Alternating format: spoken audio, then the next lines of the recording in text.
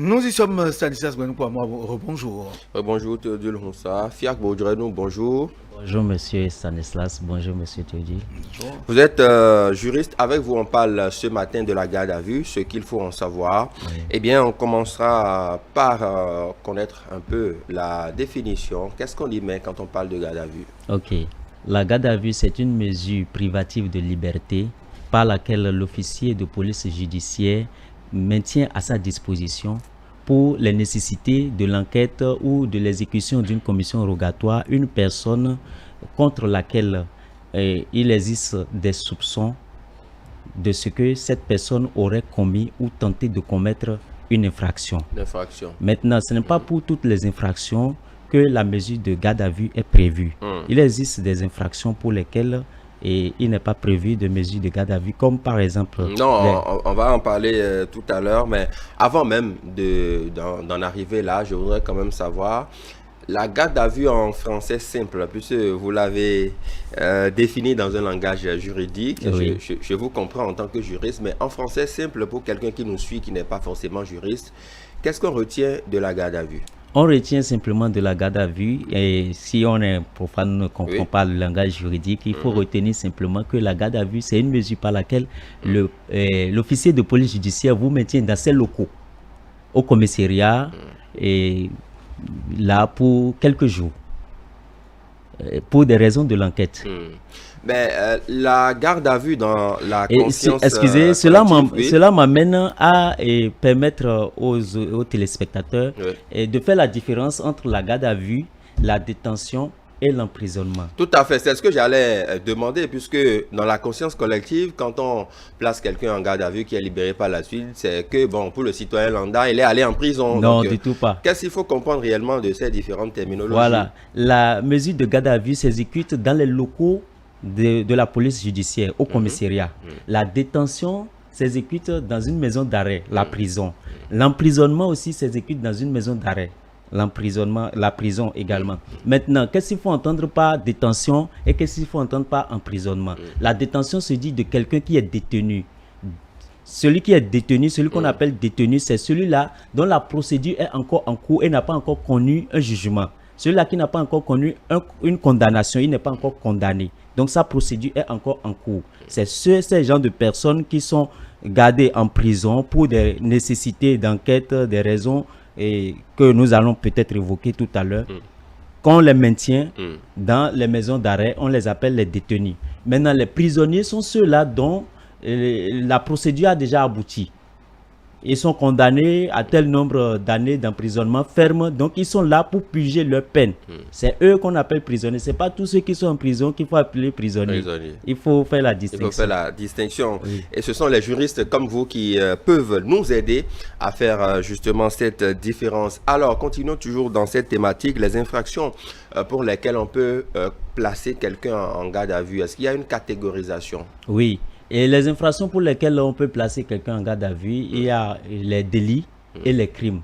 Pour les contraventions, il n'y a pas de mesure de placement en garde à vue. Donnez-nous quelques exemples de délits pour lesquels on peut placer quelqu'un en garde à vue. Oui, le vol, et des infractions sur mineurs et des crimes. Le vol, vous parlez des délits. Oui. Le vol, des infractions sur des mineurs, ces genres de délits peuvent amener l'OPJ à placer quelqu'un en garde à vue. D'accord. À part les délits, il y a les crimes dont vous faisiez allusion tout à l'heure. Oui. Quelques exemples de crimes aussi. Et homicide, par exemple, et vol à main armée, et ce sont des crimes pour lesquels on peut aussi placer quelqu'un en garde à vue. D'accord. Alors, quelles sont les conditions d'une garde à vue? On le voit souvent dans certains films, les films américains notamment. Est-ce que ce sont ces conditions décrites là-bas qui sont les mêmes chez nous ou bien il y a une différence? Bon, et il faut savoir que ce qui se passe dans les films n'est pas souvent ce qui se passe chez nous, parce que le droit n'a pas aussi évolué chez nous. Il y a beaucoup de conditions qui sont imposées à l'OPJ et dans les pays les plus développés que chez nous. Mais ici, on constate ce qui est beaucoup plus pratiqué, c'est que dès que l'officier de police judiciaire juge de placer quelqu'un en garde à vue, il a l'obligation d'informer l'autorité judiciaire, qui n'est rien d'autre que le procureur ou le juge d'instruction. Donc c'est après avoir informé l'autorité judiciaire que l'OPJ peut décider effectivement maintenant de placer quelqu'un en garde à vue. C'est vrai qu'il a déjà arrêté la personne et il a l'intention de le mettre en garde à vue. Donc il a l'obligation d'informer l'OPJ. Il est dit dans la loi que cette information ne requiert pas un formalisme défini. Il peut informer l'OPJ et l'autorité judiciaire par un coup de fil, par un texto, et c'est suffisant. Maintenant, lorsque l'OPJ place quelqu'un en garde à vue, il lui notifie que dès l'instant, vous êtes retenu à la disposition de la police pour les mesures d'enquête. Mais creusons un peu cette partie-là, si vous voulez bien, monsieur Fiacre Baudrenou. Pourquoi, à plusieurs moments, certaines personnes estiment que leur garde à vue ne leur a pas été notifié à temps, surtout quand il s'agit des personnes qui maîtrisent le droit, qui ont été interpellées. Elles disent après que ça ne leur a pas été notifié au moment opportun ou à temps. Qu'est-ce qui peut expliquer ces décalages? Oui, ce décalage, on peut l'expliquer peut-être du fait que peut-être l'OPJ est en train de tenter de joindre le procureur et il ne l'a pas vite eu au téléphone, ou bien il n'a pas eu vite les moyens d'informer l'autorité judiciaire. Bon, c'est une raison que j'évoque. Ce sont des hypothèses. Ce sont des hypothèses. Mais on ne saurait expliquer véritablement ce qui amène cet état de choses au niveau de la police judiciaire, parce qu'il y a de ces cas-là où la police ne respecte pas souvent les règles qu'il faut en la matière pour placer quelqu'un en garde à vue. Attention, la police républicaine ne sera pas d'accord avec vous quand vous le dites ainsi, si vous direz non. Non, bon, c'est des erreurs qu'on constate. C'est des erreurs qu'on constate parce qu'il arrive des cas où on place la personne en garde à vue, on se rend compte que la procédure est biaisée. Il y a de ces cas. Ça se passe jusqu'aujourd'hui, jusqu'à l'heure où nous sommes. Oui. Oui, ça se passe. Et quand ça se constate comme ça, on peut quand même corriger l'erreur. Oui, on peut corriger l'erreur. En quoi faisant? Et là, c'est avec le juge que l'erreur se corrige et ça passe. D'accord. Quelle est la durée légale d'une garde à vue? Quand on met quelqu'un en garde à vue, quelle est la durée qu'on ne peut pas excéder par rapport à ça? Voilà, pour parler de la durée légale d'une garde à vue, elle est de 24 heures. Lorsque l'enquête se déroule dans le lieu où réside l'officier de police judiciaire et 48 heures dans les autres cas. Mais dans tous les cas, la garde à vue ne peut pas dépasser 8 jours parce qu'il est prévu une prolongation. Lorsque on dépasse les 48 heures et les 48 heures sont arrivées à expiration et que l'OPJ n'a pas encore retenu, n'a pas encore eu toutes les informations nécessaires pour prouver, pour inculper, pour mettre véritablement à charge les infractions reprochées à la personne, il peut décider de présenter l'intéressé au procureur qui décide de prolonger la garde à vue ou pas.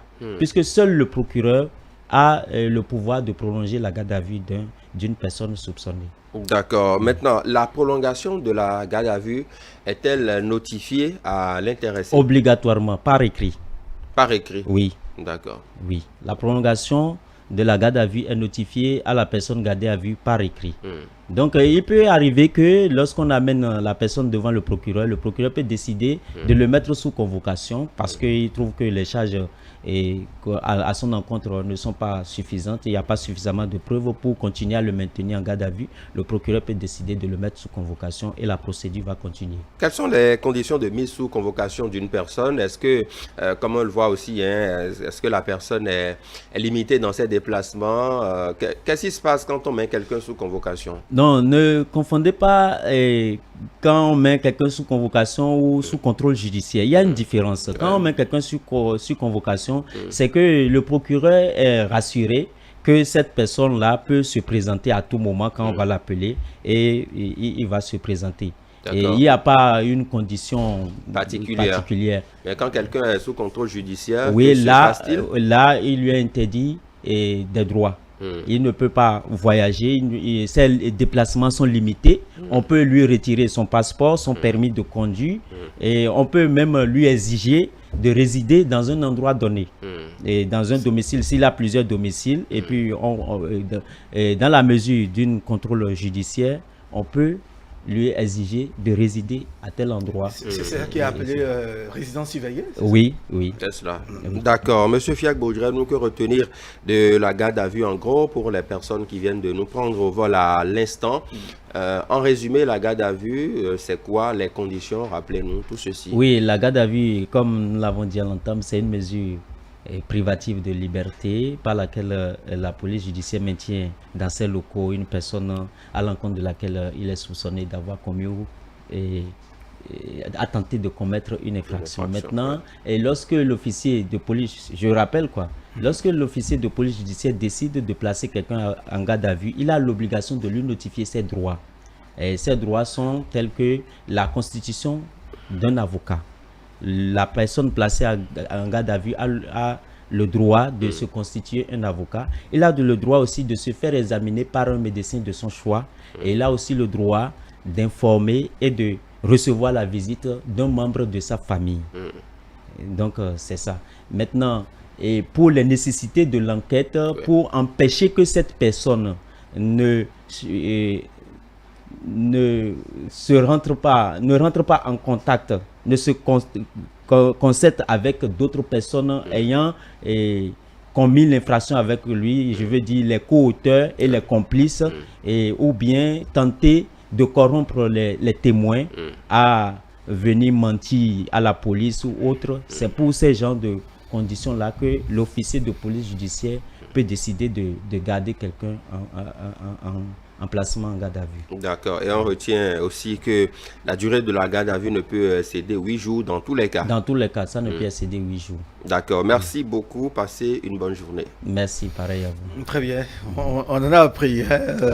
Oui, ce sont des situations qui se présentent et on se paie si vous avez la chance d'avoir un officier de police qui vous accompagne, va mieux vous orienter. Sinon, bonjour les dégâts, parce qu'on ne s'informe pas, malheureusement, de nos droits et devoirs. Oui, c'est pour cela il faut, comme on le dit, et tout citoyen, toute famille doit avoir un avocat conseil ou un juriste conseil. Très bien. Oui. Merci à vous, monsieur Fiacre Baudrel. Merci.